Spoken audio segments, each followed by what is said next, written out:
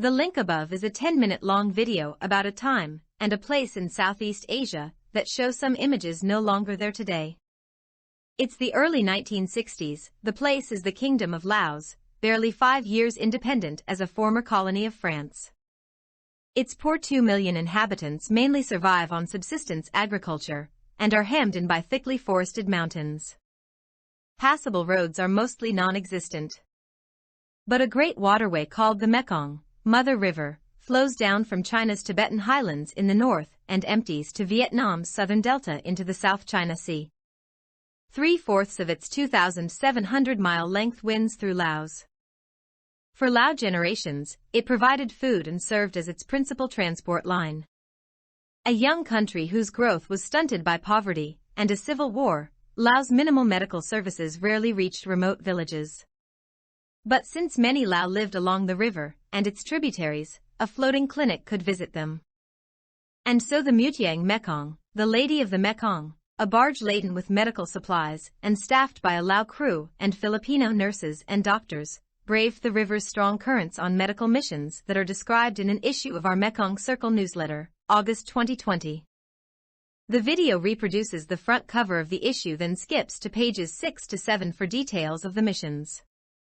These were epic journeys that lasted weeks. The video highlights the visitations, the ceremonial receptions, bocce, the cultural presentations. Bamboo reed flute molam singers.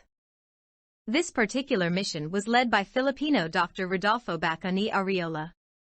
Born November 4, 1930, he earned his medical degree from the University of Santo Tomas in Manila in 1956.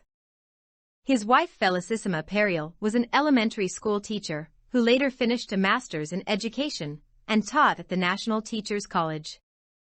"I was about 4 years old when my dad left for Laos," said Maria Teresa Maritez Otaiza, one of their 3 children. "My mom told us that he left for Laos, then came home, and went back and returned sick.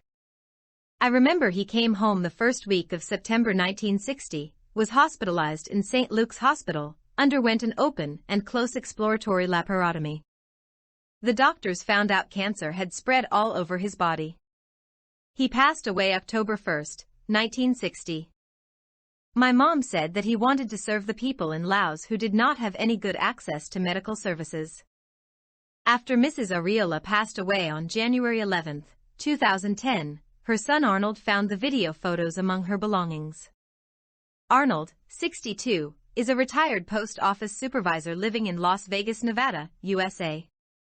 A brother Rodolfo, 65 years, works for a security company in Las Vegas. Maritez, 67, is a retired registered nurse in Vallejo, California, USA.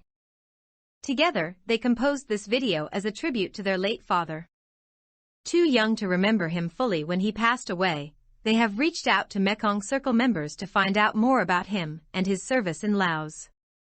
The 60-year-old images of village thatched huts and barefoot children are indelible, as much as the memories of gliding past the ageless panorama of Lao riverine life. The missions had ended by the time the Filipino volunteers left Laos in 1975 after an 18-year sojourn. He was one of more than 100 Filipino physicians who served during that period as part of a medical aid program called Operation Brotherhood, OB.